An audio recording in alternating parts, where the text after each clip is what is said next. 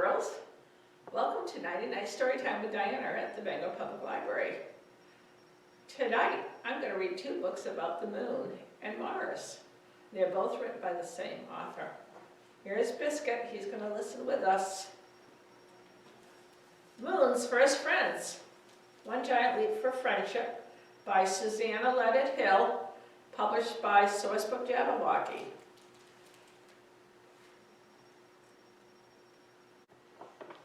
The moon was queen of the night sky. She was so bright that everything she touched glowed with silver light. But after many, many years had passed, she was lonely. If only someone would visit me, she said. Hello down there, she called to the lumbering dinosaurs. If you come up here, you won't feel so heavy. You'll feel lighter than air. But the dinosaurs stayed where they were. Under the moon's watchful eye, the surface of the earth changed. The moon saw glorious new creatures come and go. Saber-toothed tigers, mastodons, woolly mammoths, dodo birds, whales, rhinoceros, and elephants. But they all stayed earthbound and rarely looked up to her in the night sky. But then she saw something new. At night, people conjured fires like tiny stars. There are millions of stars for you up here, she offered, but the people stayed where they were. The moon watched as she circled and circled the earth. On the wide sweep of the hot Sahara, the Egyptian built stone pyramids that towered toward the sky. They're trying to reach me, the moon marveled. But though the pyramids were mighty, they were nowhere near high enough to reach the moon. Perhaps they don't see me. But she spun and twirled from one moon to majestic silver pearl and back again, showing off for the people below. But no one came. She watched as down on earth people came up with all kinds of ways to get from one place to another, but they did not sail or drive or cycle or float to the moon. Then on a windy day in North Carolina, the first airplane flew above a beach. You're doing great, encouraged the moon. You just need to fly a little higher.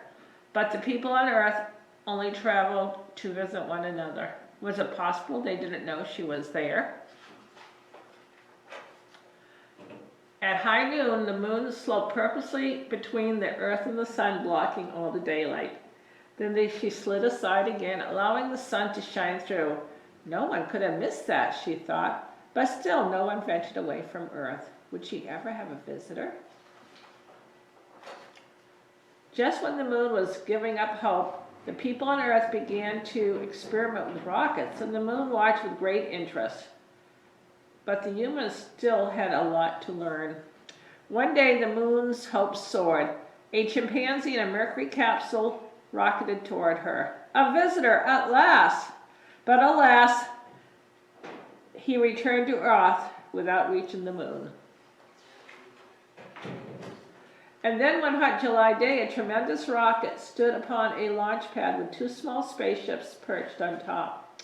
The countdown began. 10, 9, 8, 7, 6, 5, 4, 3, 2, 1, liftoff. At 30 stories high and weighing 6 million pounds, the rocket rose into the air amid an explosion of flames. Slowly at first, and then faster and faster, the rocket fell away in stages, but the two spaceships hurtled toward the moon. They're coming, the moon said. They're actually coming. One of the spaceships remained at a distance, circling, but the other came closer and closer until at last his spindly legs touched down.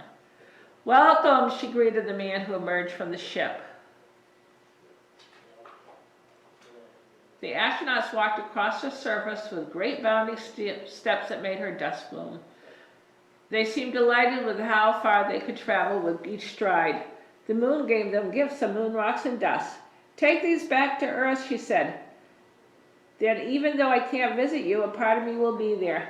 The man left her a present in return, a handsome plaque that read, "For the first man land on the moon." They also left her a beautiful flag with red and white stripes and a scattering white stars on a blue background. Too soon the astronauts had to leave.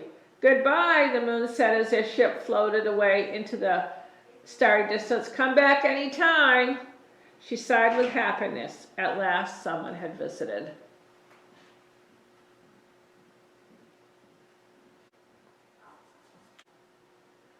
That was a great book. I hoped you liked that book. The next one is Mara's First Friends.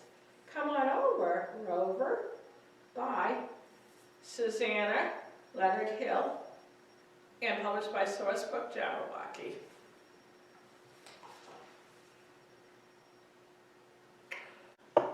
In a sky full of stars, Mars glowed fiery red. He longed for someone to have adventures with, discover new things with, laugh and share secrets with, just to be with.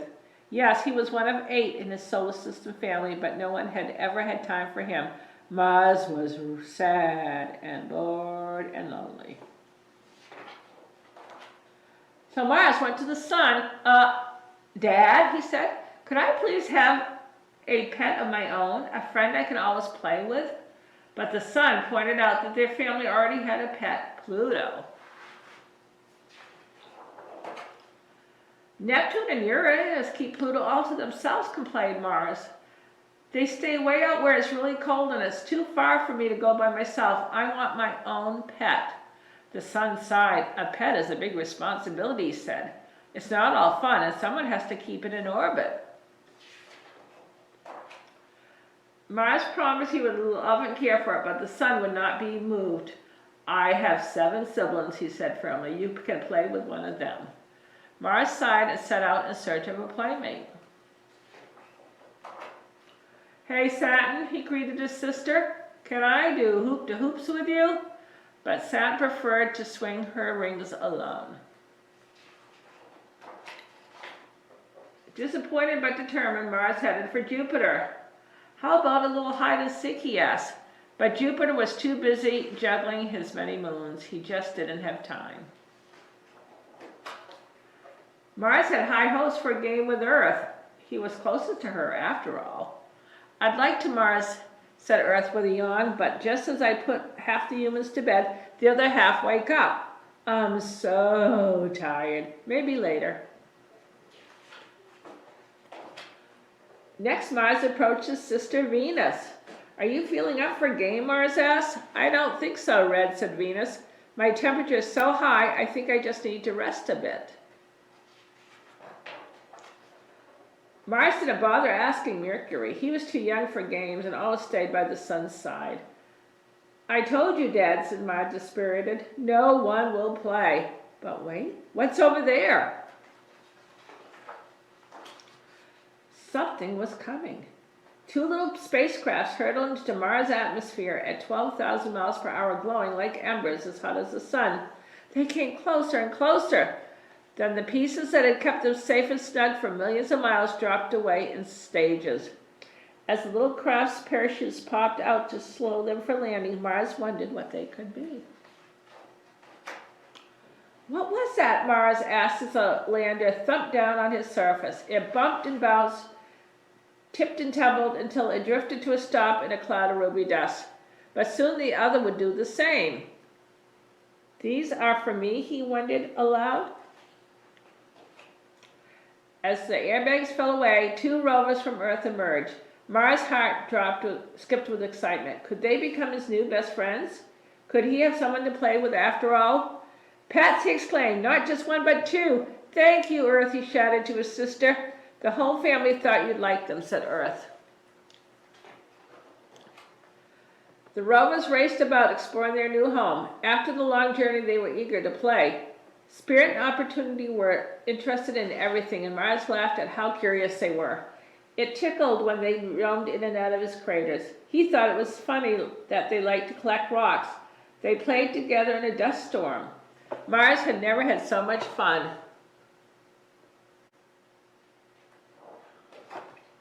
He curled up that night with Spirit and Opportunity snuggling close. I promise I'll give you a good home always, Mars whispered to his new pets, the very best.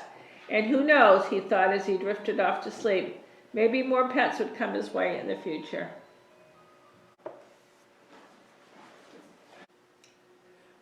boys and girls, I hope you liked tonight's books, Moon's First Friends and Mars' First Friends. Come back next week and visit me and Biscuit for Nighty Night Story Time.